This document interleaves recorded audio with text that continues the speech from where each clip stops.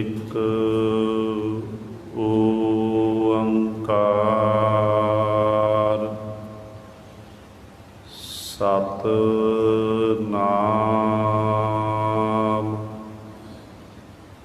ਕਰਤਾ ਪੁਰਖ ਨਿਰਭਉ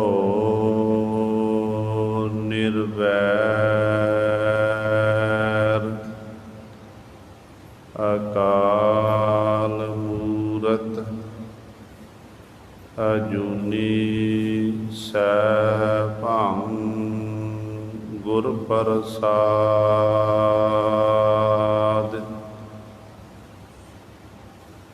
ਧੁਰ ਕੀ ਬਾਣੀ ਆਈ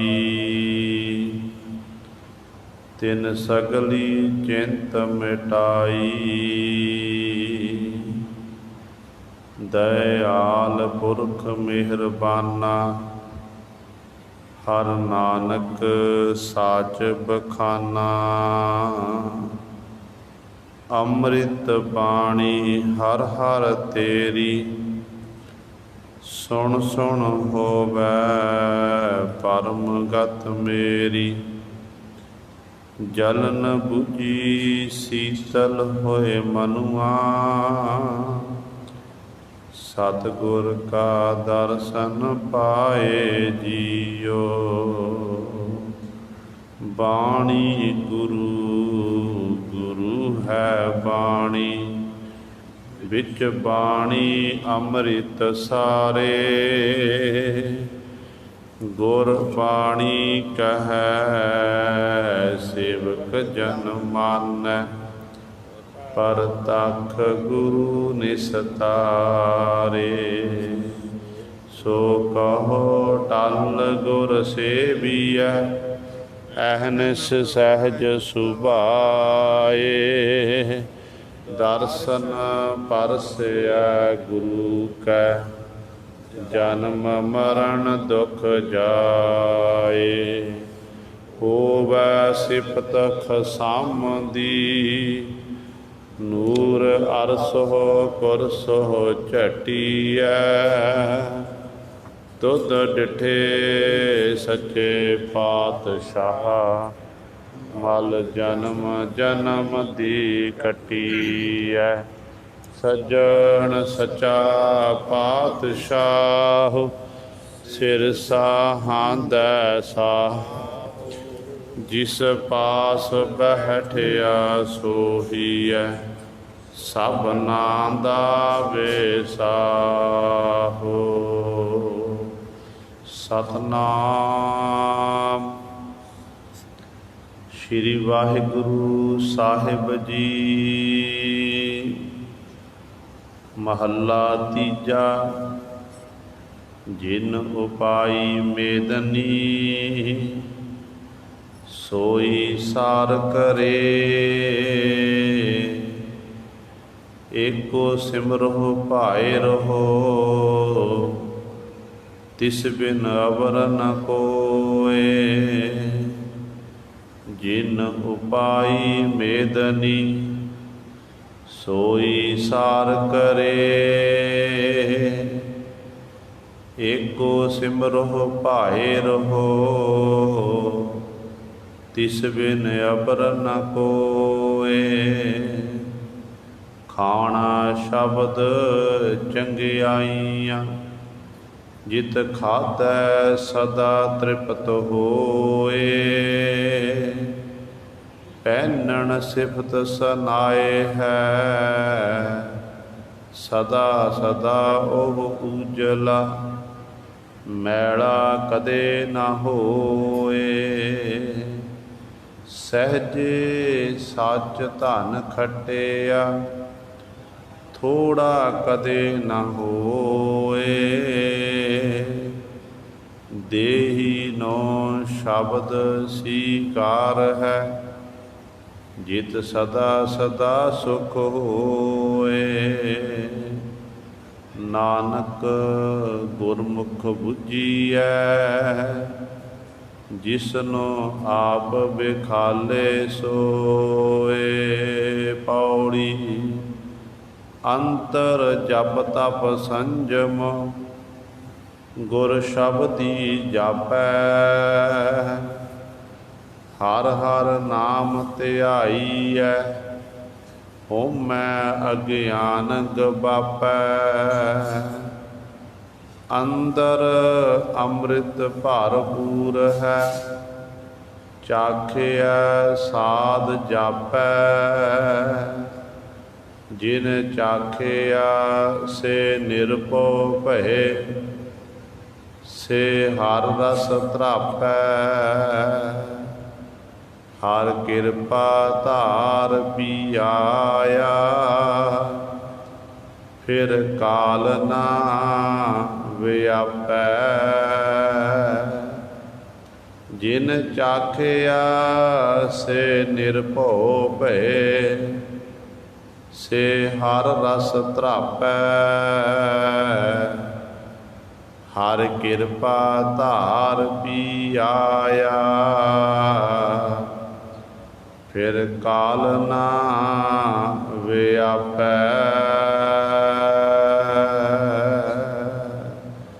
ਵਾਹਿਗੁਰੂ ਜੀ ਕਾ ਖਾਲਸਾ, ਵਾਹਿਗੁਰੂ ਜੀ ਕੀ ਫਤਿਹ। ਪਰਮ ਸਨਮਾਨਯੋਗ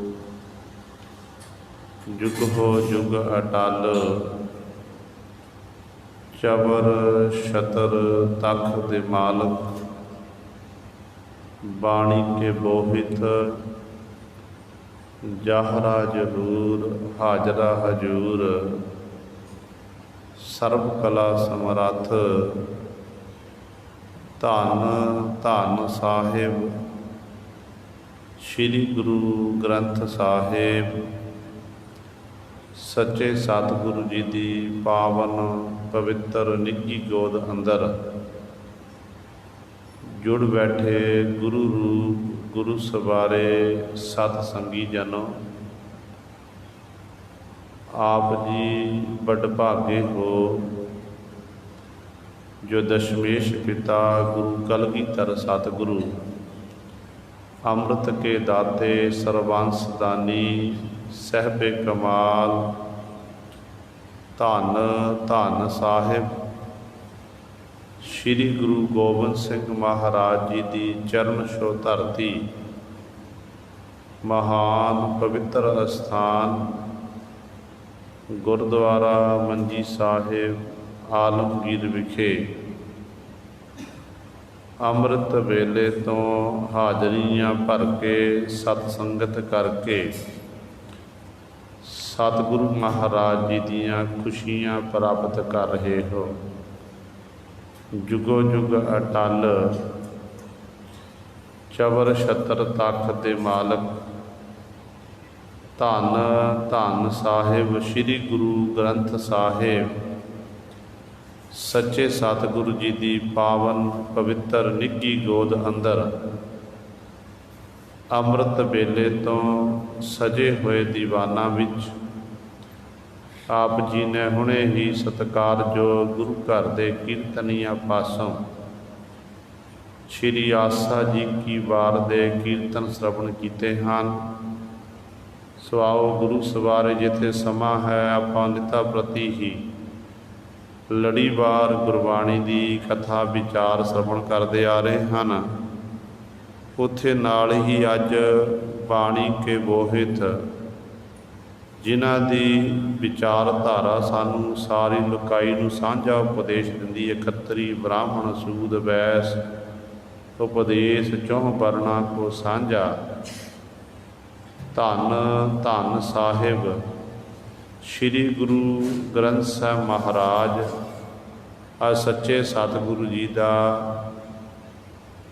ਪਹਿਲਾ ਪ੍ਰਕਾਸ਼ ਪੁਰਬ ਹੈ। ਸੋ ਸਾਰੀਆਂ ਸੰਗਤਾਂ ਨੂੰ ਸੱਚੇ ਸਤਿਗੁਰੂ ਬਾਣੀ ਕੇ ਬੋਹਿਤ, ਧੰਨ ਧੰਨ ਸਾਹਿਬ ਸ੍ਰੀ ਗੁਰੂ ਗ੍ਰੰਥ ਸਾਹਿਬ ਮਹਾਰਾਜ ਜੀ ਦੇ ਪਹਿਲੇ ਪ੍ਰਕਾਸ਼ ਪੁਰਬ ਦੀ ਲੱਖ ਲੱਖ ਵਧਾਈ।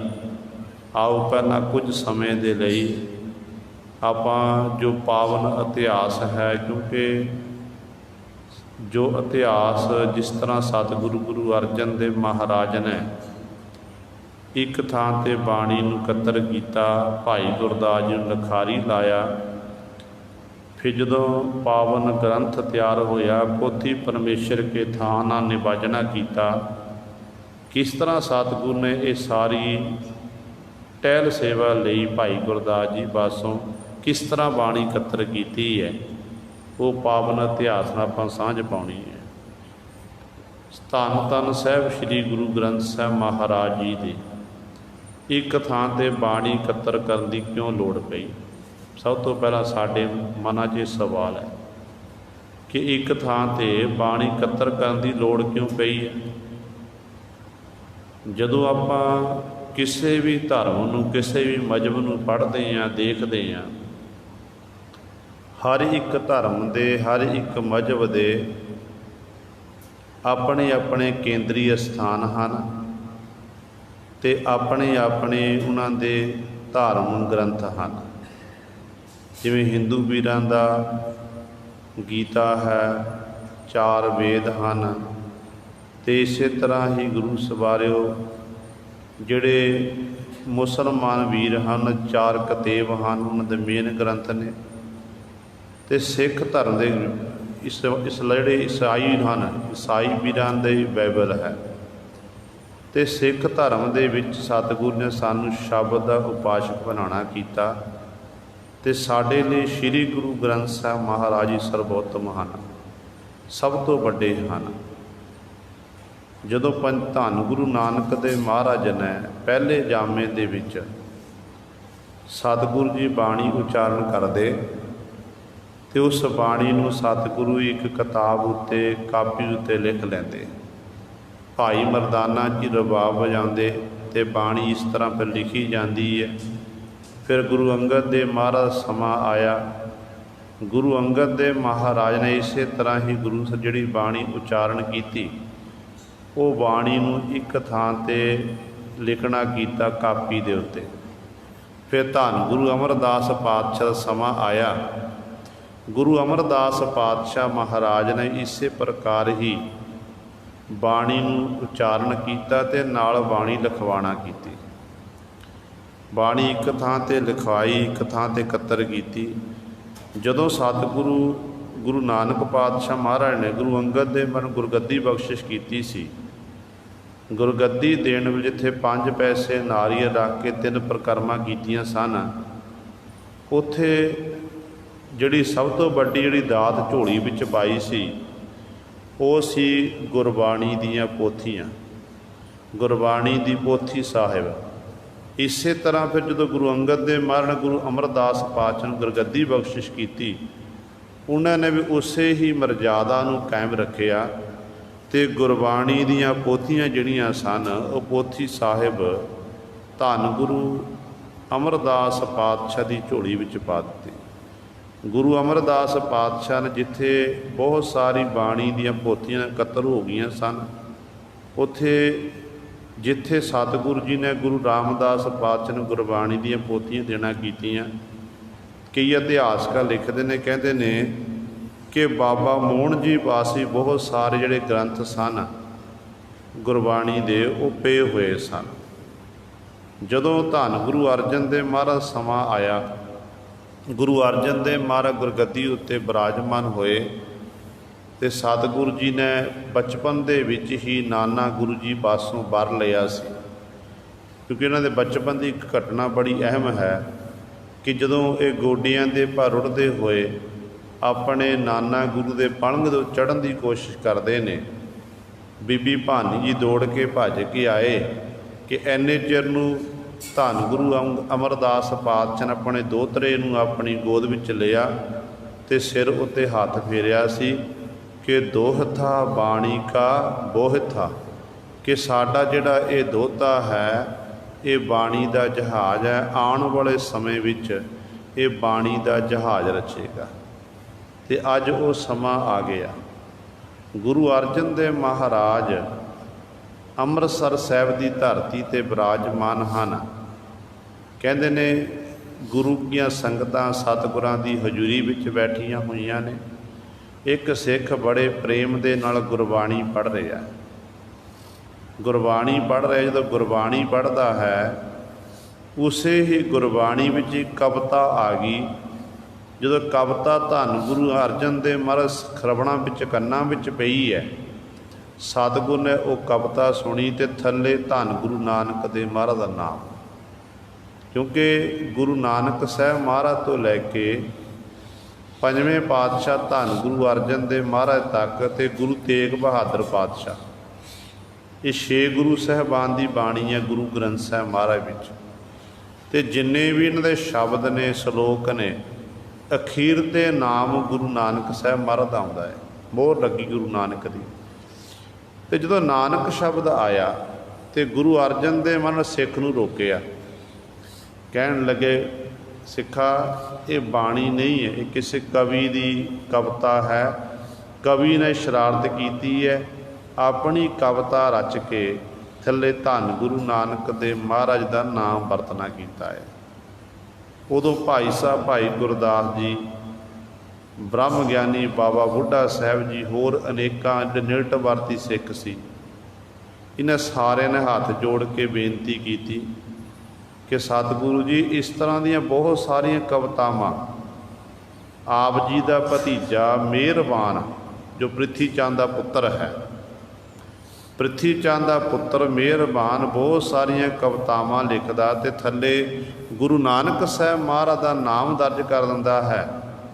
ਤੇ ਸਤਿਗੁਰੂ ਅੱਜ ਤਾਂ ਆਪ ਜੀ ਕੋਲ ਬੈਠੇ ਸੀ ਤੇ ਆਪ ਜੀ ਦੇ ਕੰਨਾਂ ਵਿੱਚ, ਸਰਵਣਾਂ ਵਿੱਚ ਇਹ ਬਾਣੀ ਪਈ ਤੇ ਤੁਹਾਨੂੰ ਪਤਾ ਲੱਗ ਗਿਆ ਇਹ ਬਾਣੀ ਹੈ, ਇਹ ਕੱਚੀ ਬਾਣੀ ਹੈ, ਇਹ ਕੱਚੀ ਬਾਣੀ ਪੜ੍ਹਦਾ ਹੈ।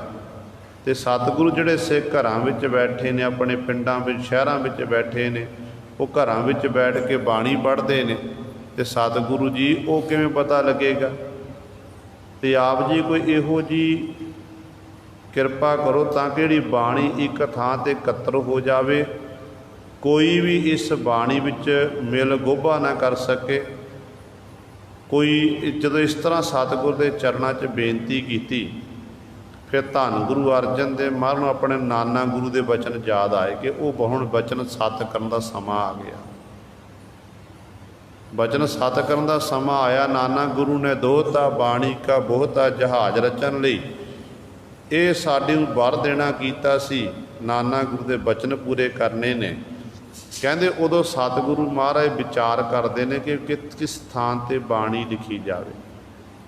ਸੰਪਰਦਾਇ ਮਹਾਂਪੁਰਖਾਂ ਮੁਤਾਬਕ ਕਹਿੰਦੇ ਨੇ ਉਦੋਂ ਜਿੰਨੀਆਂ ਪੋਥੀਆਂ ਗੁਰੂ ਅਰਜਨ ਦੇਵ ਮਹਾਰਾਜ ਗੁਰਬਾਣੀ ਦੀਆਂ ਸਨ ਉਹ ਤਾਂ ਕੋਲ ਸੀ ਤੇ ਬਹੁਤ ਤਾਦਾਦ ਵਿੱਚ ਬਾਬਾ ਮੋਹਨ ਜੀ ਪਾਸ ਪੋਥੀਆਂ ਪਈਆਂ ਹੋਈਆਂ ਸਨ। ਸਤਿਗੁਰੂ ਕਹਿਣ ਲੱਗੇ ਗੋਇੰਦਵਾਲ ਸਾਹਿਬ ਦੀ ਧਰਤੀ 'ਤੇ ਭਾਈ ਗੁਰਦਾਸ ਜੀ ਨੂੰ ਤਿਆਰ ਕੀਤਾ ਕਿ ਭਾਈ ਗੁਰਦਾਸ ਜੀ ਤੁਸੀਂ ਜਾਵੋ ਗੋਇੰਦਵਾਲ ਸਾਹਿਬ ਦੀ ਧਰਤੀ 'ਤੇ ਬਾਬਾ ਮੋਹਨ ਜੀ ਕੋਲ ਗੁਰਬਾਣੀ ਦੀਆਂ ਪੋਥੀਆਂ ਪਈਆਂ ਹੋਈਆਂ ਹਨ, ਉਹਨਾਂ ਨੂੰ ਬੇਨਤੀ ਕਰਕੇ ਪੋਥੀਆਂ ਲੈ ਕੇ ਆਓ। ਭਾਈ ਗੁਰਦਾਸ ਜੀ ਗਏ ਨੇ। ਭਾਈ ਗੁਰਦਾਸ ਜੀ ਜਦੋਂ ਗਏ, ਬਾਬਾ ਮੋਹਨ ਜੀ ਦਾ ਦਰਵਾਜ਼ਾ ਖੜਕਾਇਆ, ਚਵਾਰੇ ਦਾ ਨਹੀਂ ਖੁੱਲ੍ਹਿਆ, ਸਮਾਧੀ ਵਿੱਚ ਲੀਨ, ਨਿਰਾਸ਼ ਹੋ ਕੇ ਵਾਪਸ ਮੁੜ ਆਏ। ਫਿਰ ਬ੍ਰਹਮ ਗਿਆਨੀ ਬਾਬਾ ਬੁੱਢਾ ਸਾਹਿਬ ਜੀ ਨੂੰ ਭੇਜਿਆ। ਬਾਬਾ ਬੁੱਢਾ ਸਾਹਿਬ ਜੀ ਗਏ ਨੇ, ਉਹ ਵੀ ਗੁਰੂ ਸਵਾਰਿਓ। ਫਿਰ ਇਸ ਤਰ੍ਹਾਂ ਖਾਲੀ ਵਾਪਸ ਮੁੜ ਕੇ ਆ ਗਏ।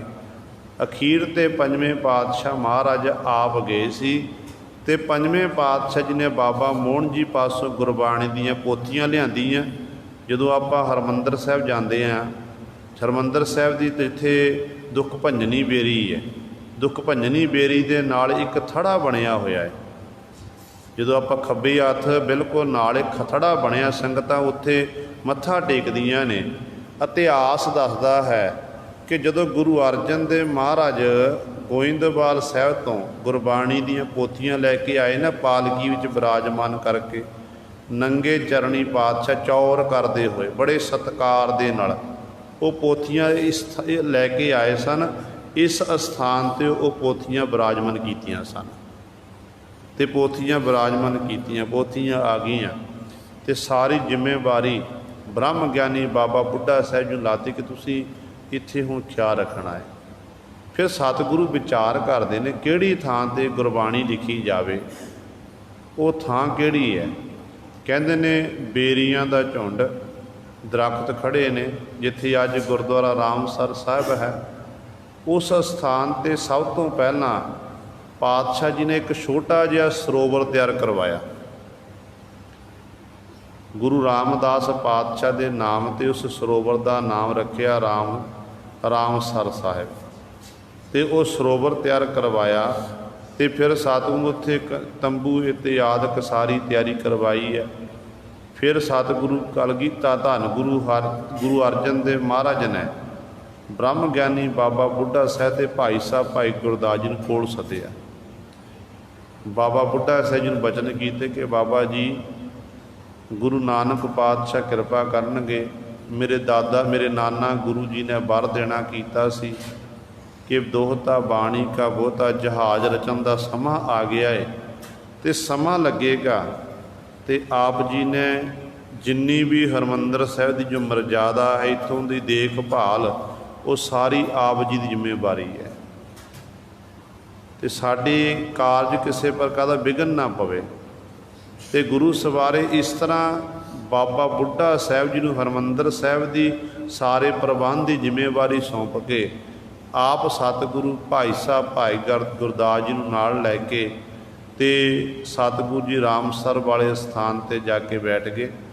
ਰਾਮਸਰ ਵਾਲੇ ਸਥਾਨ 'ਤੇ ਪਾਤਸ਼ਾਹ ਜੀ ਫਿਰ ਗੁਰਬਾਣੀ ਲਿਖਣੀ ਸ਼ੁਰੂ ਕਰ ਦਿੱਤੀ। ਕਲਮਾਂ ਘਟੀਆਂ ਗਈਆਂ, ਸਿਆਹੀ ਤਿਆਰ ਹੋ ਗਈ, ਕਾਗਜ਼ ਲਿਆਂਦੇ ਗਏ। ਭਾਈ ਗੁਰਦਾਸ ਜੀ ਸਤਿਗੁਰ ਦੇ ਸਨਮੁਖ ਬੈਠੇ ਨੇ। ਹੁਕਮ ਕਰੋ ਪਾਤਸ਼ਾਹ ਜੀ। ਸਭ ਤੋਂ ਪਹਿਲਾਂ ਜਦੋਂ ਗੁਰਬਾਣੀ ਲਿਖੀ ਹੈ, ਗੁਰੂ ਨਾਨਕ ਪਾਤਸ਼ਾਹ ਮਹਾਰਾਜ ਦੀ ਪਾਵਨ ਬਾਣੀ, ਮੁੱਖ ਬਾਣੀ ਜਪਜੀ ਸਾਹਿਬ, ਕਹਿੰਦੇ ਸਭ ਤੋਂ ਪਹਿਲਾਂ ਏਕਾ ਪਾਇਆ ਗਿਆ, ਇੱਕ ਓੰਕਾਰ। ਅਤੇ ਇਸ ਤਰ੍ਹਾਂ ਇੱਕ ਓੰਕਾਰ ਪਾ ਕੇ ਫਿਰ ਸਤਿਨਾਮ ਕਰਤਾ ਪੁਰਖ ਜਪਜੀ ਸਾਹਿਬ ਦੀ ਪਾਵਨ ਬਾਣੀ ਸੰਪੂਰਨ ਕੀਤੀ।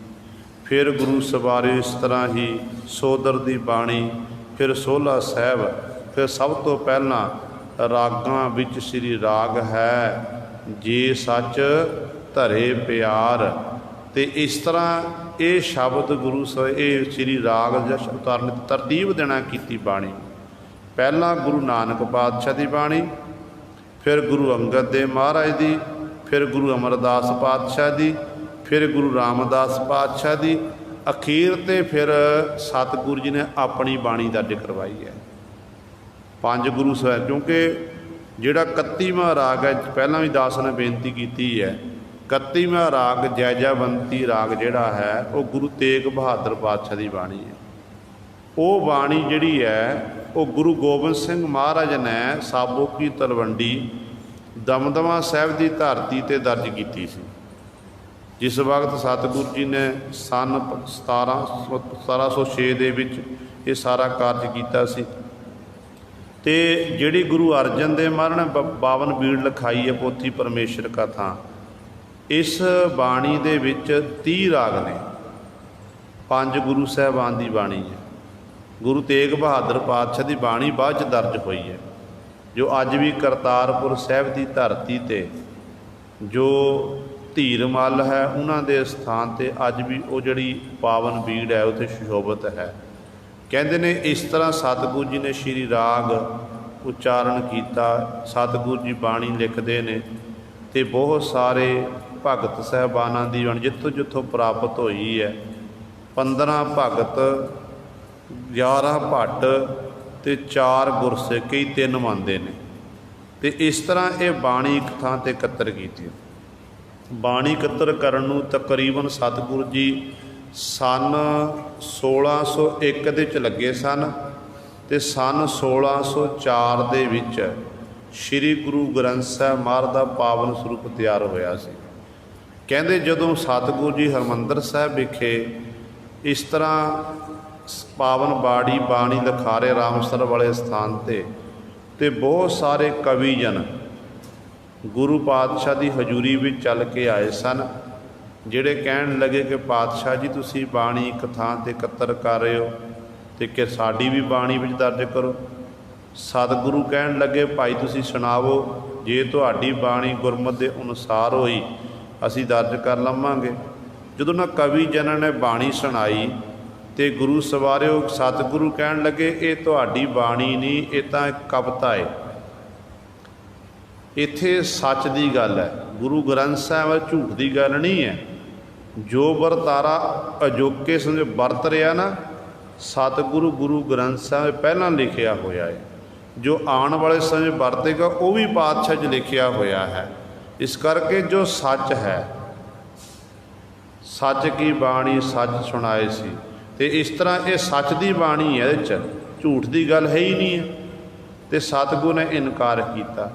ਇੱਥੋਂ ਤੱਕ ਲਾਹੌਰ ਦੇ ਰਹਿਣ ਵਾਲੇ ਜਿਹੜੇ 4 ਭਗਤ 4 ਕਵੀ ਜਨ, ਜਿਨ੍ਹਾਂ ਨੂੰ ਲੋਕ ਭਗਤ ਵੀ ਕਹਿੰਦੇ ਨੇ, ਸ਼ਾਹ ਹੁਸੈਨ, ਭਗਤ ਕਾਨਾ, ਪੀਲੂ, ਛੱਜੂ, ਇਹ ਵੀ ਆਏ ਸੀ ਗੁਰੂ ਪਾਤਸ਼ਾਹ ਦੀ ਹਜ਼ੂਰੀ ਵਿੱਚ। ਕਹਿਣ ਲੱਗੇ ਕਿ ਪਾਤਸ਼ਾਹ ਸਾਡੀ ਵੀ ਬਾਣੀ ਦਰਜ ਕਰੋ। ਗੁਰੂ ਪਾਤਸ਼ਾਹ ਕਹਿਣ ਲੱਗੇ ਤੇ ਸੁਣਾਓ ਭਾਈ। ਜਦੋਂ ਇਹਨਾਂ ਨੇ ਆਪਣੀ ਆਪਣੀ ਕਵਿਤਾਵਾਂ ਸੁਣਾਉਣਾ ਕੀਤੀਆਂ ਤੇ ਧੰਨ ਗੁਰੂ ਅਰਜਨ ਦੇਵ ਮਹਾਰਾਜ ਕਹਿਣ ਲੱਗੇ ਕਿ ਤੁਹਾਡੀ ਜਿਹੜੀ ਬਾਣੀ ਹੈ ਇਹ ਗੁਰਮਤਿ ਦੇ ਅਨੁਕੂਲ ਨਹੀਂ। ਉਦੋਂ ਇਹਨਾਂ ਹੰਕਾਰੀਆਂ ਨੇ ਆਪਣੇ ਮੁਖੋਂ ਇਹ ਬੋਲ ਬੋਲੇ ਸੀ ਕਿ ਅਸੀਂ ਤੁਹਾਡੀ ਬਾਦਸ਼ਾਹ ਜਹਾਂਗੀਰ ਦੇ ਕੋਲ ਜਾ ਕੇ ਸ਼ਿਕਾਇਤ ਕਰਾਂਗੇ।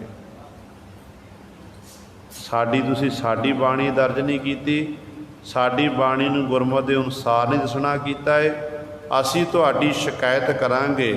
ਇੱਕ ਗੱਲ ਯਾਦ ਰੱਖਿਓ ਕਿ ਜਦੋਂ ਗੁਰੂ ਅਰਜਨ ਦੇਵ ਮਹਾਰਾਜ ਸ਼ਹੀਦੀ ਦੇ ਜਿਹੜੇ ਕਾਰਨ ਬਣਦੇ ਨੇ ਨਾ, ਉਹਨਾਂ ਕਾਰਨਾਂ ਛੋਟੇ ਮੋਟੇ ਕਾਰਨ ਇਹ ਕਵੀ ਲੋਕ ਵੀ ਸਨ, ਜਿਨ੍ਹਾਂ ਨੇ ਜਾ ਕੇ ਸ਼ਿਕਾਇਤਾਂ ਕੀਤੀਆਂ। ਦੇਖੋ ਜੀ ਉੱਥੇ ਤਾਂ ਮਨ ਮਰਜ਼ੀ ਹੋ ਰਹੀ ਹੈ, ਮੁਹੰਮਦ ਸਾਹਿਬ ਦੇ ਖਿਲਾਫ ਲਿਖਿਆ ਜਾ ਰਿਹਾ, ਇਤਿਆਦਿਕ ਇਹੋ ਜਿਹੇ ਬੋਲ ਬੋਲੇ ਸਨ। ਤੇ ਗੁਰੂ ਅਰਜਨ ਦੇਵ ਮਹਾਰਾਜ ਇਸ ਤਰ੍ਹਾਂ ਗੁਰੂ ਸਵਾਰਿਓ ਬਾਣੀ ਲਿਖੀ। ਜਦੋਂ ਬਾਣੀ ਤਿਆਰ ਹੋ ਗਈ, ਭਗਤ ਸਾਹਿਬਾਨਾਂ ਦੀ 15 ਭਗਤ 11 ਭੱਟ, ਇਸ ਤਰ੍ਹਾਂ ਇਹ ਸਾਰੀ ਬਾਣੀ 18 10 20 ਤੱਕ ਸਤਿਗੁਰੂ ਨੇ ਬਾਣੀ ਲਿਖੀ ਹੈ। ਹੁਣ ਗ੍ਰੰਥ ਤਿਆਰ ਹੋ ਗਿਆ। ਗ੍ਰੰਥ ਤਿਆਰ ਹੋਣ ਤੋਂ ਉਪਰੰਤ ਪਾਤਸ਼ਾਹ ਜੀ ਨੇ ਫਿਰ ਭਾਈ ਬੰਨੋ ਜੀ ਨੂੰ ਹੁਕਮ ਕੀਤਾ ਕਿ ਤੁਸੀਂ ਜਾ ਕੇ ਇਸ ਪਾਵਨ ਗ੍ਰੰਥ ਦੀ ਜਿਹੜੀ ਹੈ ਜਿਲਦ ਬਣਵਾਉਣਾ ਕਰੋ। ਭਾਈ ਬੰਨੋ ਜੀ ਗਏ ਲਾਹੌਰ ਦੀ ਧਰਤੀ 'ਤੇ, ਉਹਨਾਂ ਨੇ ਭਾਈ ਬੰਨੋ ਜੀ ਨੇ ਜਿਲਦ ਬਣਵਾਈ ਹੈ। ਇਤਿਹਾਸਕਾਰਾਂ ਮੁਤਾਬਕ ਕਹਿੰਦੇ ਭਾਈ ਬੰਨੋ ਜੀ ਨੇ ਉਸ ਸਮੇਂ ਗੁਰੂ ਗ੍ਰੰਥ ਸਾਹਿਬ ਮਹਾਰਾਜ ਦਾ ਉਤਾਰਾ ਕਰ ਲਿਆ। ਉਤਾਰਾ ਕਰਨ ਉਪਰੰਤ ਤੇ ਨਾਲ ਕੁਝ ਕੁ ਜਿਹੜੇ ਸ਼ਬਦ ਸਨ ਉਹ ਆਪਣੇ ਸ਼ਬਦ ਦੇ ਵਿੱਚ ਰਲ ਗੋਬਾ ਕਰ ਦਿੱਤੇ। ਜਦੋਂ ਬੀੜ ਬੰਨ੍ਹ ਕੇ ਇਸ ਤਰ੍ਹਾਂ ਸ਼ਬਦ ਬੰਨੇ ਗਏ, ਲਿਖੇ ਗਏ, ਲਿਖਣ ਉਪਰੰਤ ਤੇ ਗੁਰੂ ਸਵਾਰੇ ਫਿਰ ਜਦੋਂ ਵਾਪਸ ਅੰਮ੍ਰਿਤਸਰ ਸਾਹਿਬ ਦੀ ਧਰਤੀ 'ਤੇ ਆਇਆ, ਸਤਿਗੁਰੂ ਨੂੰ ਮੱਥਾ ਟੇਕਿਆ ਤੇ ਗੁਰੂ ਪਾਤਸ਼ਾਹ ਦੇ ਚਰਨਾਂ 'ਚ ਬੇਨਤੀ ਕੀਤੀ ਭਾਈ ਬੰਨੋ ਜੀ ਨੇ ਕਿ ਪਾਤਸ਼ਾਹ ਜੀ ਆਪ ਜੀ ਦੀ ਕਿਰਪਾ ਸਦਕਾ ਮੈਂ ਪਾਵਨ ਗ੍ਰੰਥ ਦੀ ਉਤਾਰਾ ਕੀਤਾ ਹੈ, ਵਿੱਚ ਇਹ ਬਾਣੀ ਵੀ ਦਰਜ ਕੀਤੀ ਹੈ। ਗੁਰੂ ਅਰਜਨ ਦੇਵ ਮਹਾਰਾਜ ਨੇ ਉਸ ਸਮੇਂ ਆਪਣੇ ਮੁਖੋਂ ਬਚਨ ਕੀਤੇ ਸੀ। ਕਹਿਣ ਲੱਗੇ ਕਿ ਭਾਈ ਜਿਹੜੀ ਤੇਰੀ ਬੀੜ ਹੈ ਨਾ, ਭਾਈ ਬੰਨੋ ਵਾਲੀ ਬੀੜ, ਉਹ ਖਾਰੀ ਬੀੜ ਹੈ, ਉਹ ਪੰਥ ਵਿੱਚ ਪ੍ਰਵਾਨਿਤ ਨਹੀਂ ਹੋਵੇਗੀ, ਪੰਥ ਵਿੱਚ ਪ੍ਰਵਾਨਿਤ ਨਹੀਂ ਹੋਵੇਗੀ। ਤੇ ਸਤਿਗੁਰੂ ਨੇ ਇਸ ਤਰ੍ਹਾਂ ਬਚਨ ਕੀਤੇ। ਹੁਣ ਜਦੋਂ ਸਤਿਗੁਰੂ ਗੁਰੂ ਗ੍ਰੰਥ ਸਾਹਿਬ ਮਹਾਰਾਜ ਤਿਆਰ ਹੋ ਗਏ ਨੇ, ਰਾਮਸਰ ਵਾਲੇ ਸਥਾਨ 'ਤੇ ਪਾਵਨ ਪੀੜੇ ਦੇ ਉੱਤੇ, ਪਲੰਘ ਦੇ ਉੱਤੇ ਗੁਰੂ ਗ੍ਰੰਥ ਸਾਹਿਬ ਮਹਾਰਾਜ ਦਾ ਪਾਵਨ ਸਰੂਪ ਪਿਆ ਹੋਇਆ। ਸੰਗਤਾਂ ਜਿਹੜੇ ਭਾਈ ਗੁਰਦਾਸ ਜੀ, ਭਾਈ ਸ਼ਾਲੋ ਜੀ ਇਤਿਆਦਿਕ ਅਨੇਕਾਂ ਜਿਹੜੀਆਂ ਸੰਗਤਾਂ ਸਿੱਖ ਸੁੱਤੇ ਪਏ ਨੇ, ਵਿਸ਼ਰਾਮ ਕਰਦੇ ਨੇ।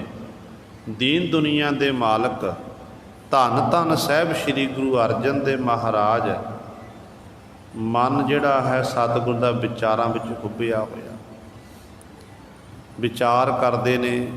ਸੁਰਤੀ ਜਿਹੜੀ ਹੈ ਬਚਪਨ ਵਿੱਚ ਪਹੁੰਚੀ ਕਿ ਮੇਰੇ ਨਾਨਾ ਗੁਰੂ ਜੀ ਨੇ ਬਚਪਨ ਵਿੱਚ ਮੈਨੂੰ ਵਰ ਦੇਣਾ ਕੀਤਾ ਸੀ, ਬਚਪਨ ਦੀਆਂ ਖੇਡਾਂ ਯਾਦ ਆਈਆਂ।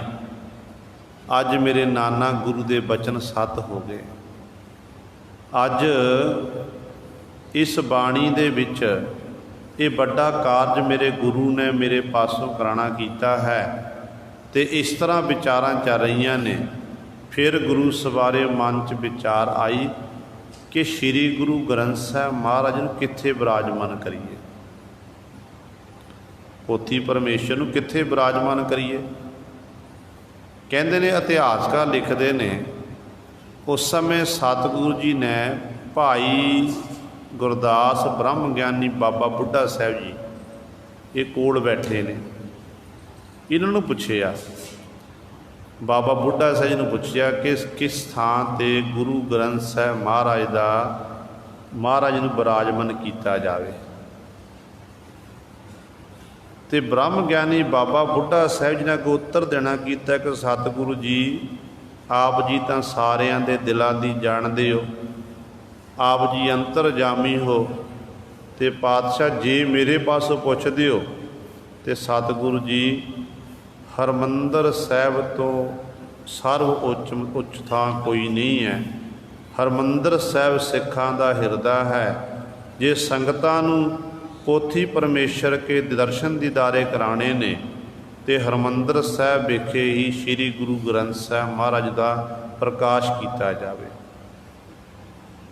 जदों सतगुरु महाराज ने भाई बाबा बुढ़ा साहब जी पासों ये वचन सुने, कहते उदों सतगुरु बड़े प्रसन्न होए, कहन लगे हाँ हरमंदर साहिब तो बिना कहते होर कोई थां नहीं है। क्योंकि अज सिखां दे कोल ग्रंथ भी है, पंथ भी है, केंद्री अस्थान जिथों गुरु सवारियो धर्म का प्रचार प्रसार हो सके, वो दोनों ही चीज़ां दोनों ही वो गुरु नानक के घर विच अज पैदा हो गई ने। जो सतगुरु महाराज ने कहते ने उस समय फिर सोचते ने विचारां करते ने किस ग्रंथ साहिब की टहल सेवा लई किनूं चलाया जाए, किहड़ा ऐसा सिख होवे जिहड़ा ये सेवा निभा सके। क्योंकि ये सेवा करनी आम सेवा नहीं है। पुरातन जिहड़े ग्रंथी सिंह जां पाठी सिंह हुंदे सी ना, उन्होंने पहला गुरबाणी की संथਿਆ लैनी, गुरबाणी नूं चंगी तरह समझना, फिर गुरु सवारियो उन्होंने अपनी रहत च परपक्क रहना, नितनेम कंठ करना, रहत च परपक्क रहना। फिर उन्होंने ये पावन अस्थानां दीयां सेवावां मिलदियां हुंदियां सन। अजोका समाज इहो जिहा हो चुका कि आपां बहुत तादाद च बेरोजगारी ऐसी है कि 10 पढ़े प्लस 2 की है, बाहर किते काम नहीं मिलता, चलो कहते गुरुद्वारे पर ग्रंथी बन जाइए। पुराने पुरातन समयां दे विच गुरबाणी की संथਿਆ लैके फिर ग्रंथी सिंह लाए जाते सन। अज भी श्रोमणी गुरुद्वारा प्रबंधक कमेटी विच जो ग्रंथी सिंह भर्ती करना, पहला उनके बकायदा उन्होंने जिहड़ा है तजर्बा देखा जाता, कितना समय पाठ करते नूं हो गया, किन्ने समय किन्नी संथਿਆ की है। गुरबाणी का जिहड़ा जिथों कोर्स किया हुंदा है वो गुरु सरे सर्टिफिकेट लाए जाते हैं, टैसट लैके फिर रखे जाते हैं। सो भाई सतगुरु जी विचारते हैं किहनूं सेवा दिती जाए। सेवा वो कर सकदा जिहड़ा नाम का रसीया होवे, जिहदे मन च निमरता भी होवे, जिहड़ा सारी संगत नूं नाल लैके तुरदा होवे। तो इस तरह सतगुरु जी ने विचार की, अखीर ते कहते विचार की पहला बेदी कुल वाल ध्यान गया, फिर विचार आई कि नहीं जिहड़े ये बेदी कुल ने गुरु नानक पातशाह की कुल के लोग ने, इन्हों अपनी कुल का हंकार होवेगा कि असी गुरु कुल दे विच साडा जन्म होया है। फिर धन गुरु अंगद दे महाराज की जिहड़ी कुल सी तेहण, उधरले पासे सतगुर का ध्यान गया, कहन लगे नहीं ये भी सेवा नहीं कर सकते, इन्हां दे मन विच भी अपनी कुल का हंकार। फिर विचार आई भल्लियां वल, ते कहन लगे ये भल्ले गुरु अमरदास पासे कुल ये भी नहीं कर सकते। फिर अपनी सोढ़ वंश वल विचार आई, ते कहन लगे ये भी नहीं कर सकते हैं। तो कहते ये तो सेवक कर सकता, जिहदे अंदर सेवा भावना होवे, शरधा होवे, वो सेवा कर सकता है। कवि संतोख सिंह जी ने बड़ा सुंदर लिखना किया है।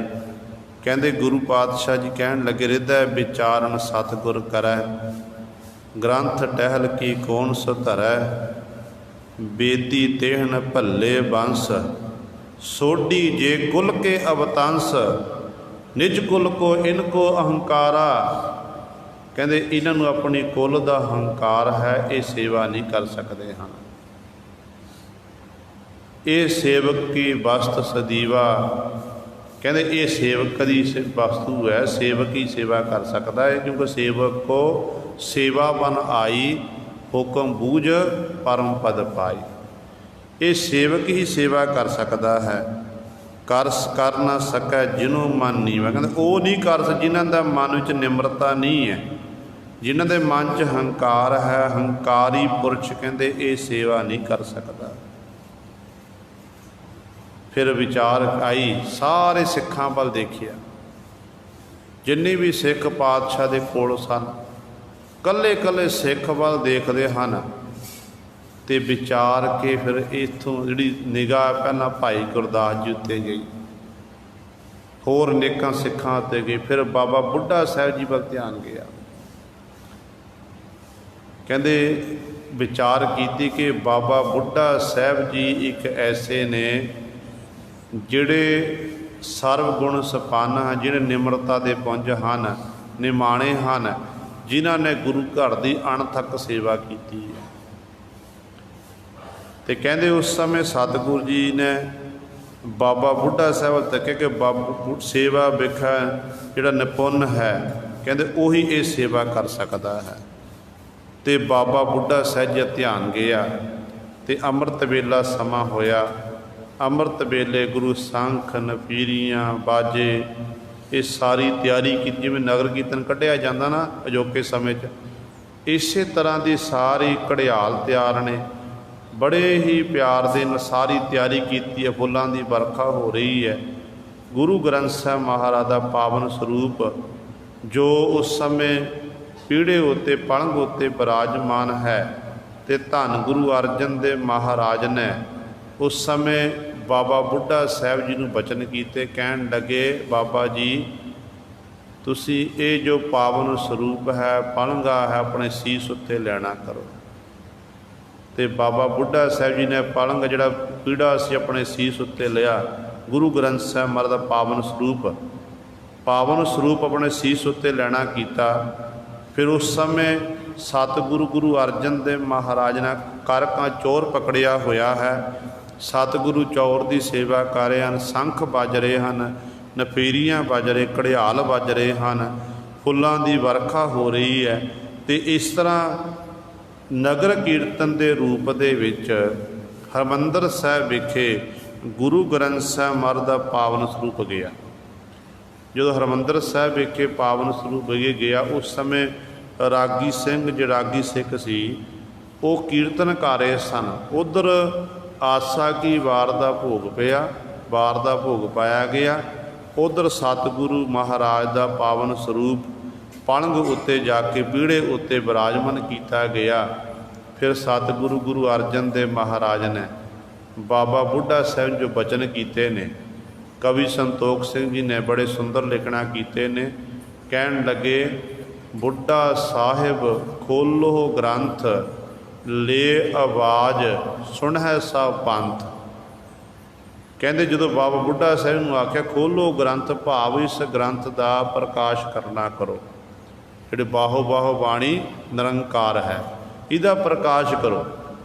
ले आवाज़ सुनै सब पंथ, आवाज़ तो भाव जो हुक्मनामा साहब है कि हुक्म लेना करो ताकि सारा पंथ सुने।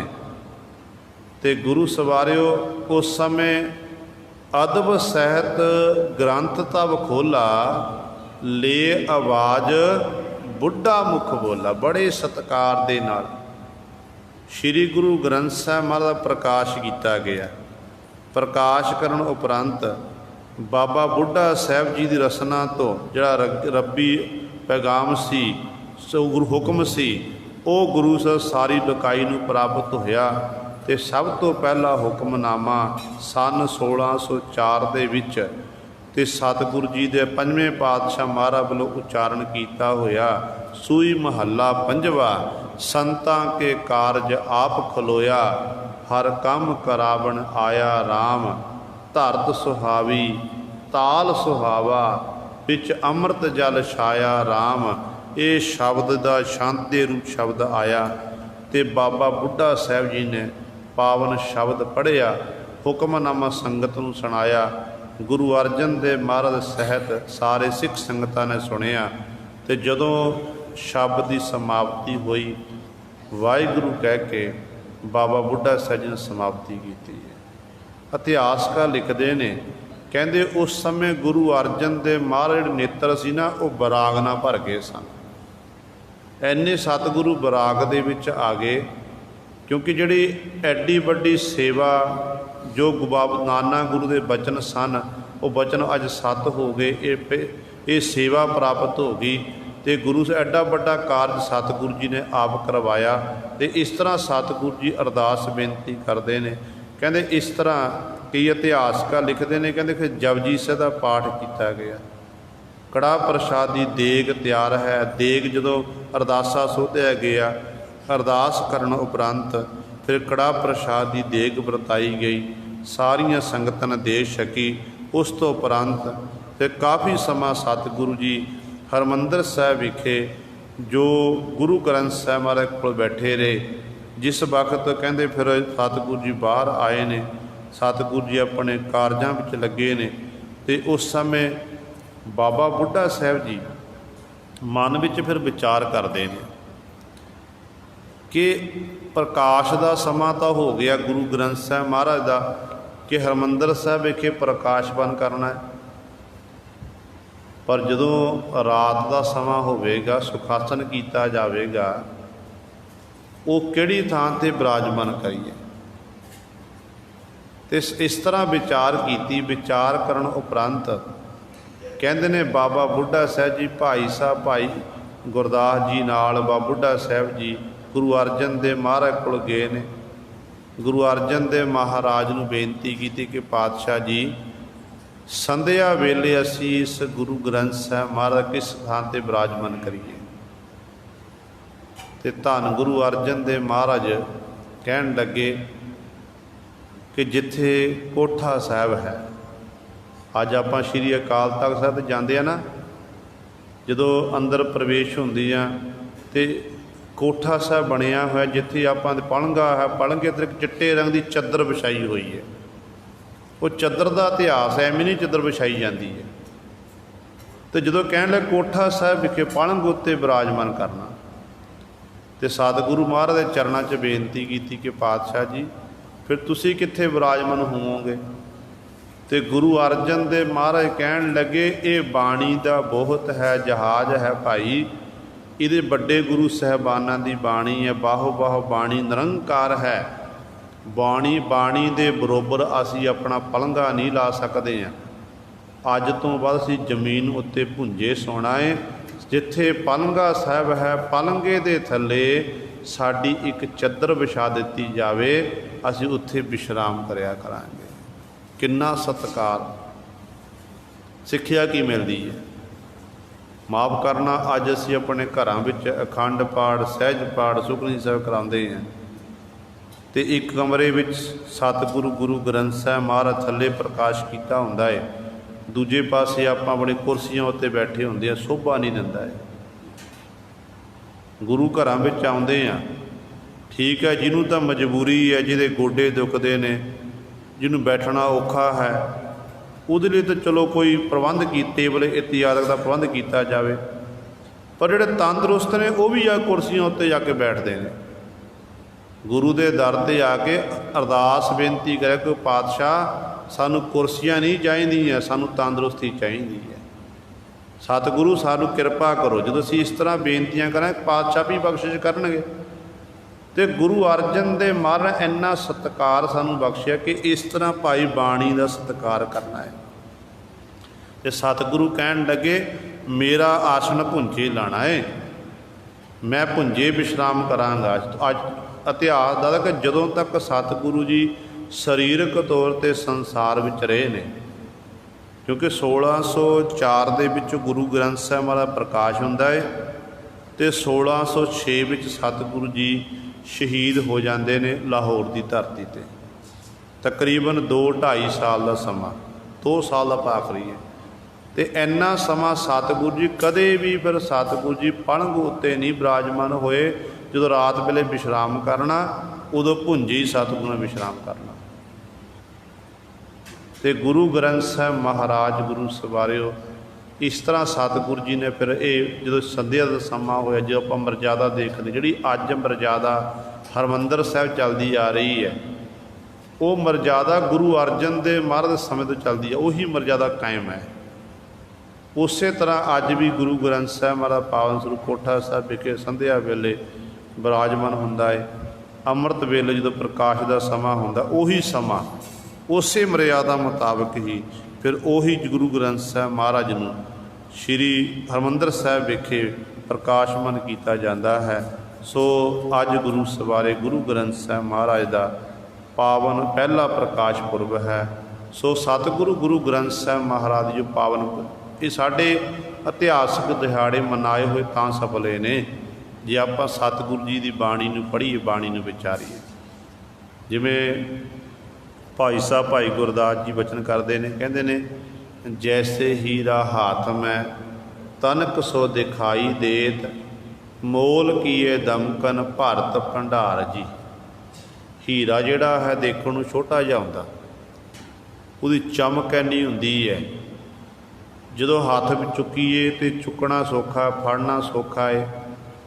ਪਰ ਜੋਰੀ ਦੀ ਦੁਕਾਨ ਉੱਤੇ ਜਾ ਕੇ ਜਦੋਂ ਉਸ ਹੀਰੇ ਦਾ ਮੁੱਲ ਪਾਇਆ ਜਾਂਦਾ, ਜਿਹੜਾ ਵੇਚਣ ਵਾਲਾ ਹੁੰਦਾ ਉਹਦੇ ਖਜ਼ਾਨੇ ਭਰ ਜਾਂਦੇ ਨੇ। ਇਹ ਤਾਂ ਇੱਕ ਹੀਰੇ ਦੀ ਗੱਲ ਹੈ ਨਾ, ਦੁਨਿਆਵੀ ਹੀਰੇ ਦੀ ਗੱਲ। ਗੁਰੂ ਗ੍ਰੰਥ ਸਾਹਿਬ ਮਹਾਰਾਜ ਵਿੱਚ ਇੱਕ ਓਅੰਕਾਰ ਤੋਂ ਲੈ ਕੇ 18 10 20 ਤੱਕ ਜਿੰਨੇ ਵੀ ਸ਼ਬਦ ਨੇ, ਇੱਕ ਇੱਕ ਅੱਖਰ, ਇਹ ਸਾਰੇ ਹੀਰੇ ਨੇ। ਗੁਰ ਕਾ ਸ਼ਬਦ ਰਤਨ ਹੈ, ਹੀਰੇ ਜਿਤ ਜੜਾਓ। ਆਪਾਂ ਰੋਜ਼ਾਨਾ ਪੜ੍ਹਦੇ ਹਾਂ, ਇੱਕ ਇੱਕ ਅੱਖਰ ਜਿਹੜਾ ਹੈ ਹੀਰੇ ਦੀ ਨਿਆਈ ਹੈ। ਦੁਨਿਆਵੀ ਹੀਰੇ ਨੂੰ ਬਾਜ਼ਾਰ 'ਚ ਵੇਚੀਏ ਤੇ ਸਾਨੂੰ ਦੁਨਿਆਵੀ ਧਨ ਸੰਪਦਾ ਪ੍ਰਾਪਤ ਹੋਵੇਗੀ, ਤੇ ਗੁਰਬਾਣੀ ਰੂਪੀ ਹੀਰੇ ਨੂੰ ਜਦੋਂ ਆਪਾਂ ਸਭਾ ਵਿੱਚ ਵੇਚੀਏ, ਵੇਚਣ ਤੋਂ ਭਾਵ ਜਦੋਂ ਆਪਾਂ ਵਿਚਾਰੀਏ, ਪੜ੍ਹੀਏ, ਵਿਚਾਰੀਏ, ਉਹਦੇ ਅਨੁਸਾਰ ਚੱਲੀਏ, ਤੇ ਸਾਡਾ ਜਿਹੜਾ ਹੈ ਅਸੀਂ ਆਤਮਿਕ ਤੌਰ 'ਤੇ ਬਲਵਾਨ ਹੋਵਾਂਗੇ। ਅੰਤਰੀਵ ਖਜ਼ਾਨਾ ਸਾਨੂੰ ਪ੍ਰਾਪਤ ਹੋਵੇਗਾ, ਜਿਹੜਾ ਖਜ਼ਾਨਾ ਅਮੁੱਕ ਹੈ, ਕਦੇ ਮੁੱਕਦਾ ਨਹੀਂ ਹੈ। ਭਾਈ ਗੁਰਦਾਸ ਜੀ ਕਹਿੰਦੇ ਜੈਸੇ ਹੀਰਾ ਹਾਥ ਮੈਂ ਤਨਕ ਸੋ ਦਿਖਾਈ ਦੇਤ, ਮੋਲ ਕੀਏ ਦਮਕਨ ਭਾਰਤ ਭੰਡਾਰ ਜੀ। ਜੈਸੇ ਬਾਰ ਬਾਂਧੇ ਹੁੰਡੀ ਲਾਗਤ ਨ ਭਾਰ ਕਛ, ਆਗੇ ਜਾਏ ਪਾਈਅਤ ਲక్ష్ਮੀ ਅਪਾਰ ਜੀ। ਜਿਵੇਂ ਹੁੰਡੀ ਕੀਤੀ ਜਾਂਦੀ ਹੈ, ਜਿਵੇਂ ਅਜੋਕੇ ਸਮੇਂ ਜਿਹੜਾ ਚੈੱਕ ਦਾ ਉਹ ਹੈ ਕਿ ਚੈੱਕ ਉੱਤੇ ਮੋਹਰ ਲੱਗ ਗਈ, ਚੈੱਕ ਜਿਹੜਾ ਹੈ ਉਹ ਬੈਂਕਾਂ ਚੱਲਦਾ, ਛੋਟਾ ਜਿਹਾ ਟੁਕੜਾ ਹੁੰਦਾ ਹੈ, ਤੇ ਉਦੋਂ ਉਹ ਟੁਕੜਾ ਜਦੋਂ ਆਪਾਂ ਛੋਟਾ ਜਿਹਾ ਬੈਂਕ 'ਚ ਲੈ ਕੇ ਜਾਂਦੇ, ਜਿੰਨੀ ਉਹਦੀ ਰਕਮ ਪਾ ਦਿੱਤੀ ਜਾਂਦੀ ਹੈ ਤੇ ਜਿੰਨੀਆਂ ਨਾਲ ਜ਼ੀਰੋ ਉਨੀ ਕੀਮਤ ਵੱਧਦੀ ਜਾਂਦੀ ਹੈ। ਤੇ ਭਾਈ ਗੁਰਦਾਸ ਜੀ ਕਹਿੰਦੇ ਜਿਸ ਤਰ੍ਹਾਂ ਹੁੰਡੀ ਕੀਤੀ ਜਾਂਦੀ ਹੈ, ਦੇਖਣ ਨੂੰ ਛੋਟਾ ਜਿਹਾ ਟੁਕੜਾ ਹੁੰਦਾ, ਪਰ ਜਦੋਂ ਇੱਕ ਦੇਸ਼ ਤੋਂ ਦੂਜੀ ਥਾਂ 'ਤੇ ਜਾ ਕੇ ਉਹ ਹੁੰਡੀ ਲੈ ਕੇ ਜਾਂਦਾ ਤੇ ਉੱਥੇ ਗੁਰੂ ਸਵਾਰੇ, ਉੱਥੇ ਉਹਦਾ ਲక్ష్ਮੀ ਇੰਨੀ ਮਾਇਆ ਪ੍ਰਾਪਤ ਹੋ ਜਾਂਦੀ ਹੈ, ਉਹਦੇ ਭੰਡਾਰੇ ਭਰ ਜਾਂਦੇ ਨੇ। ਤੇ ਤੀਜੀ ਉਦਾਹਰਨ ਦਿੰਦੇ ਨੇ ਜੈਸੇ ਵੱਟ ਬੀਜ ਅਤ ਸੂਖਮ ਸਰੂਪ ਹੋਤ, ਬੋਏ ਸਹਿ ਵਿਦ ਕਰ ਬਿਰਖਾ ਵਿਸਥਾਰ। ਜਦੋਂ ਇੱਕ ਜ਼ਿਮੀਂਦਾਰ ਫਸਲ ਬੀਜਦਾ, ਬੋਹੜ ਦਾ ਦਰਖਤ ਜਿਵੇਂ ਹੈ, ਇੱਕ ਛੋਟਾ ਜਿਹਾ ਬੀਜ ਬੀਜਿਆ ਜਾਂਦਾ, ਜਦੋਂ ਉਹ ਬੋਹੜ ਦਾ ਦਰਖਤ ਵੱਡਾ ਹੁੰਦਾ ਹੈ, ਉਹਦਾ ਫੁਲਾਰਾ ਇੰਨਾ ਹੁੰਦਾ ਹੈ, ਉਹ ਵੱਡਾ ਆਕਾਰ ਬਣ ਜਾਂਦਾ ਹੈ। ਇਸੇ ਤਰ੍ਹਾਂ ਗੁਰੂ ਸਵਾਰਿਓ ਜਦੋਂ ਆਪਾਂ ਗੁਰਬਾਣੀ ਦੇ ਲੜ ਲੱਗਦੇ ਹਾਂ, ਗੁਰਬਾਣੀ ਨੂੰ ਪੜ੍ਹਦੇ ਹਾਂ, ਗੁਰਬਾਣੀ ਨੂੰ ਵਿਚਾਰਦੇ ਹਾਂ, ਦੇਖਣ ਨੂੰ ਗੁਰੂ ਗ੍ਰੰਥ ਸਾਹਿਬ ਮਹਾਰਾਜ ਇੱਕ ਸ਼ਬਦ ਨੇ, ਜਿਨ੍ਹਾਂ ਦੇ ਮਨ 'ਚ ਭਾਵਨਾ ਪੈਦਾ ਹੋ, ਸ਼ਰਧਾ ਪੈਦਾ ਹੋ ਜਾਂਦੀ ਹੈ, ਉਹ ਤਾਂ ਫਿਰ ਗੁਰੂ ਗ੍ਰੰਥ ਸਾਹਿਬ ਮਹਾਰਾਜ ਪਾਸੋਂ ਲਾਹੇ ਪ੍ਰਾਪਤ ਕਰਦੇ ਨੇ। ਤੇ ਕਈ ਐਸੇ ਨੇ ਜਿਹੜੇ ਨਾਸਤਿਕ ਲੋਕ ਨੇ ਨਾ, ਉਹ ਗੁਰੂ ਗ੍ਰੰਥ ਸਾਹਿਬ ਕਿਤਾਬ ਹੀ ਮੰਨਦੇ ਫਿਰਦੇ ਨੇ ਕਿ ਕੀ ਇਹ ਕਿਤਾਬ ਹੀ ਹੈ, ਪਰ ਗੁਰੂ ਸਵਰ ਨਹੀਂ। ਸਤਿਗੁਰੂ ਗੁਰੂ ਗ੍ਰੰਥ ਸਾਹਿਬ ਮਹਾਰਾਜ ਨਿਰੰਕਾਰ ਨੇ। ਇੱਥੋਂ ਤੱਕ जे सतगुरु नानक पातशाह तो लैके 10वें पातशाह महाराज तक सारिਆਂ ने सतगुरु शब्द नूं ही पहल देना कीती है। सानू कलगीधर पातशाह ने शब्द गुरु दे लड़ लाना कीता है। ते भाई गुरदास जी कहते बोए सब विद करे बिरखा विस्तार सी तैसे गुर बचन सचन गुर सिखन में जानिए महात्म गए ही हर द्वार जी। कहते इसे प्रकार ही ਜਿਹੜੇ ਗੁਰੂ ਦੇ ਬਚਨਾਂ ਨੂੰ ਕਮਾਉਂਦੇ ਨੇ, ਸੱਚ ਉੱਤੇ ਪਹਿਰਾ ਦਿੰਦੇ ਨੇ ਤੇ ਹਰ ਸਮੇਂ ਗੁਰਬਾਣੀ ਦਾ ਓਟ ਆਸਰਾ ਤੱਕਦੇ ਨੇ, ਕਹਿੰਦੇ ਉਹ ਹਰੀ ਦੇ ਦੁਆਰ ਤੇ ਪਹੁੰਚ ਜਾਂਦੇ ਨੇ, ਭਾਵ ਉਹ ਹਰੀ ਦੇ ਦਰ ਤੇ ਪ੍ਰਵਾਨ ਹੋ ਜਾਂਦੇ ਨੇ। ਇਸ ਤਰ੍ਹਾਂ ਗੁਰੂ ਸਵਾਰਿਓ ਗੁਰੂ ਗ੍ਰੰਥ ਸਾਹਿਬ ਮਹਾਰਾਜ ਇੱਕ ਸਾਨੂੰ ਉਸ ਨਿਰੰਕਾਰ ਨਾਲ ਮਿਲਾਉਣ ਦੇ ਸਤਿਗੁਰੂ ਜਰੀਆ ਹਨ। ਜੇ ਆਪਾਂ ਗੁਰੂ ਗ੍ਰੰਥ ਸਾਹਿਬ ਨਾਲ ਲੜ ਲੱਗਾਂਗੇ ਤੇ ਗੁਰੂ ਗ੍ਰੰਥ ਸਾਹਿਬ ਮਹਾਰਾਜ ਸਾਡੇ ਉੱਤੇ ਬਖਸ਼ਿਸ਼ ਕਰਨੀ ਕਿ ਗੁਰੂ ਜਿਹੜੀ ਗੁਰਬਾਣੀ ਹੈ ਨਾ, ਗੁਰੂ ਗ੍ਰੰਥ ਸਾਹਿਬ ਮਹਾਰਾਜ ਇਹ ਨਿਰੰਕਾਰ ਹੈ। ਨਿਰੰਕਾਰ ਇੱਕ ਜਿਹੜਾ ਇੱਕ ਓੰਕਾਰ ਤੋਂ ਲੈ ਕੇ 18-20 ਤੱਕ ਬਾਣੀ ਲਿਖੀ ਹੋਈ ਹੈ। ਆਪਾਂ ਮੂਲ ਮੰਤਰ ਪੜ੍ਹਦੇ ਹਾਂ ਆਰੰਭਤਾਂ ਦੇ ਵਿੱਚ, ਇੱਕ ਓੰਕਾਰ ਸਤਿਨਾਮ ਕਰਤਾ ਪੁਰਖ ਨਿਰਭਉ ਨਿਰਵੈਰ ਅਕਾਲ ਮੂਰਤ ਅਜੂਨੀ ਸੈ ਭੰਗ ਗੁਰ ਪ੍ਰਸਾਦ, ਇਹ ਮੂਲ ਮੰਤਰ ਹੈ। ਤੇ ਗੁਰੂ ਗ੍ਰੰਥ ਸਾਹਿਬ ਮਹਾਰਾਜ ਜਿੰਨੀ ਵੀ ਪਾਵਨ ਬਾਣੀ ਲਿਖੀ ਗਈ ਨੇ, ਮੂਲ ਮੰਤਰ ਦੇ ਵਿੱਚ ਨਿਰੰਕਾਰ ਦੇ ਲੱਛਣ ਨੇ, ਨਿਰੰਕਾਰ ਦੇ ਜਿਹੜੇ ਗੁਣ ਨੇ ਉਹ ਬਿਆਨ ਕੀਤੇ ਹੋਏ ਨੇ। ਤੇ ਜਿੰਨੀ ਬਾਕੀ ਬਾਣੀ ਹੈ ਇਹ ਸਾਰੀ ਇਸੇ ਹੀ ਮੂਲ ਮੰਤਰ ਦੀ ਵਿਆਖਿਆ ਕੀਤੀ ਗਈ ਹੈ। ਨਿਰੰਕਾਰ ਦੇ ਇਕੱਲੇ ਇਕੱਲੇ ਗੁਣ ਕਿ ਆਹ ਪਰਮਾਤਮਾ 'ਚ ਆਹ ਗੁਣ ਹੈ, ਆਹ ਗੁਣ ਹੈ। ਤੇ ਜਿਹੜੇ ਤਾਂ ਗੁਰੂ ਸਵਾਰਿਓ ਫਿਰ ਹੰਸ ਬਿਰਤੀ ਵਾਲੇ ਹੁੰਦੇ ਨੇ, ਉਹ ਹੰਸ ਬਿਰਤੀ ਦੇ ਰਾਹੀਂ ਫਿਰ ਗੁਰੂ ਗ੍ਰੰਥ ਸਾਹਿਬ ਮਹਾਰਾਜ ਰੂਪੀ ਸਮੁੰਦਰ ਵਿੱਚ ਚੁੱਭੀ ਮਾਰਦੇ ਨੇ ਤੇ ਚੁੱਭੀ ਮਾਰ ਕੇ ਫਿਰ ਕੁਝ ਨਾ ਕੁਝ ਬੋਤੀ ਪ੍ਰਾਪਤ ਕਰ ਲੈਂਦੇ ਨੇ। ਪਰ ਜਿਹੜੀ ਡੱਡੂ ਬਿਰਤੀ ਵਾਲੇ ਹਨ, ਬਗਲੇ ਬਿਰਤੀ ਵਾਲੇ ਹਨ, ਉਹ ਚਾਹੇ ਗੁਰੂ ਘਰ ਆ ਕੇ ਬੈਠਣ, ਚਾਹੇ ਉਹ ਬਾਹਰ ਵਿਚਰਦੇ ਹੋਣ, ਉਹਨਾਂ ਨੇ ਗੁਰੂ ਹਰ ਸਮੇਂ ਡੱਡੂ ਬਗਲੇ ਵਾਲੀ ਹੀ ਬਿਰਤੀ ਵਾਲੇ ਉਹਨਾਂ ਨੇ ਹੋਰ ਜਿਹੜਾ ਉਲਟੀ ਕੰਮ ਕਰਨ, ਉਹਨੂੰ ਯਕੀਨ ਨਹੀਂ ਹੁੰਦਾ ਗੁਰੂ ਗ੍ਰੰਥ ਸਾਹਿਬ ਮਹਾਰਾਜ ਉੱਤੇ। ਅਤੇ ਸਤਿਗੁਰੂ ਗੁਰੂ ਗ੍ਰੰਥ ਸਾਹਿਬ ਮਹਾਰਾਜ ਜਿਹੜੇ ਨੇ ਇਹ ਨਿਰੰਕਾਰ ਹਨ। ਸਤਿਗੁਰ ਦੀ ਬਾਣੀ ਜਿੰਨਾ ਆਪਾਂ ਪੜ੍ਹਾਂਗੇ, ਬਾਣੀ ਨੂੰ ਵਿਚਾਰਾਂਗੇ, ਫਿਰ ਸਤਿਗੁਰੂ ਮਹਾਰਾਜ ਦੀ ਸਾਡੇ ਉੱਤੇ ਬਖਸ਼ਿਸ਼ ਹੋਵੇਗੀ। ਸੋ ਗੁਰੂ ਗ੍ਰੰਥ ਸਾਹਿਬ ਮਹਾਰਾਜ ਦੇ ਪਹਿਲੇ ਪ੍ਰਕਾਸ਼ ਪੁਰਬ ਦੀ ਆਪ ਸੰਗਤਾਂ ਨੂੰ ਲੱਖ ਲੱਖ ਵਧਾਈ। ਦਾਸ ਤੋਂ ਬੋਲਦਿਆਂ ਤੋਂ ਇੱਕ ਨਹੀਂ, ਅਨੇਕਾਂ ਗਲਤੀਆਂ ਹੋ ਗਈਆਂ ਹੋਣਗੀਆਂ।